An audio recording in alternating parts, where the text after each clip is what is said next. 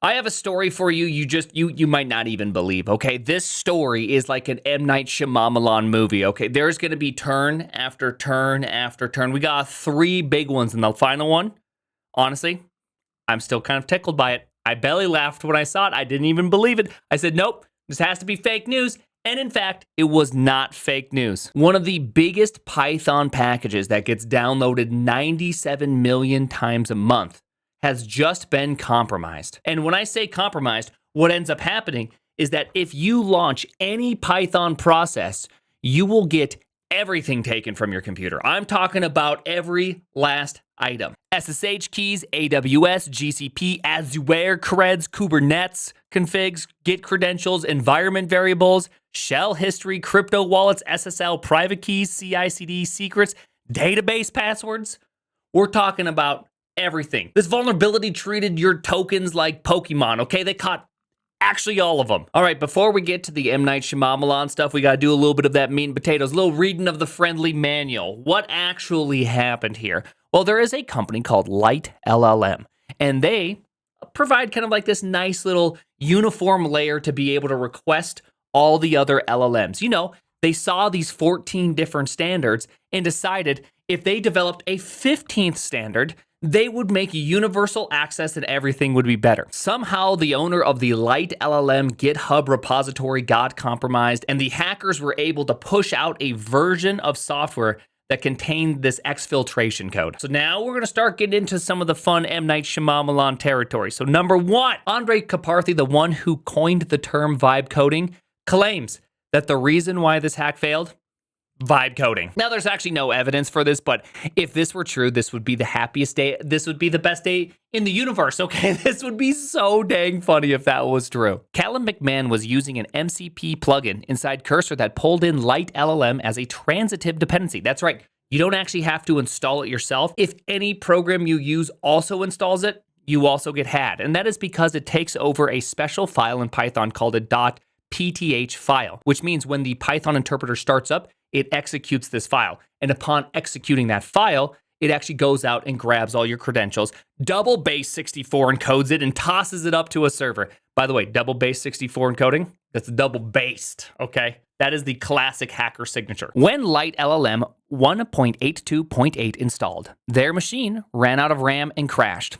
It turns out that little .pth file, apparently it spawns itself over and over again, accidentally fork bombing the victim. But it's only on an MCP server. Glorious, okay? Absolutely glorious. It may have not been vibe coded, but a vibe coder most certainly found the vulnerability. See all those haters out there? All those haters of AI out there don't even realize it's actually vibe coding that's saving you right now, okay? Stop the hate. Now, I do think it's important to remind everybody that package managers are in fact evil. If you wish to read the essay, absolutely fantastic, linked in the description. Okay, so now this is where the M. Night Shyamalaning starts getting real great. So this Callum McMahon fella ends up opening up a ticket on GitHub, and what ends up happening? Well, it turns out this GitHub repository gets absolutely bombarded with bot AI replies, thus attempting to suppress anybody's ability to read the actual issue or to see if any of the owners are going,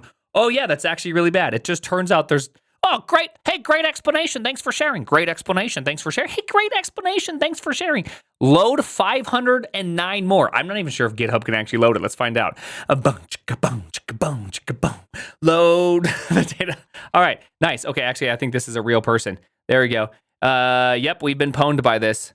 This is very, very bad. Thousands of people are likely getting pwned right now. So this is actually pretty dang serious.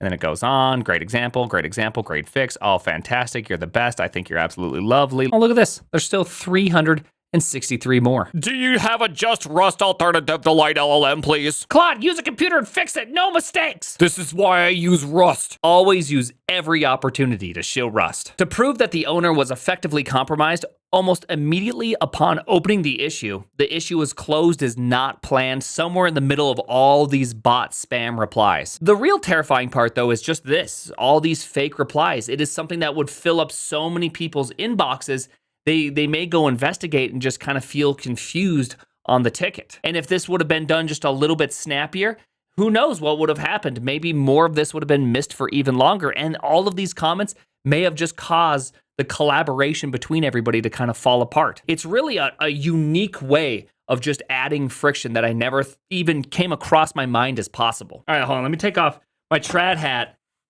It's time to get the vibes going, okay? You know why? Because of the last M. Night Shyamalan turn to this story. Now, I'm going to show you something, and maybe it won't make a lot of sense. Do you see it? Do you see what's wrong with this picture of the website? How about now? Do you see it now? SOC 2 Type 1 secured by Delve.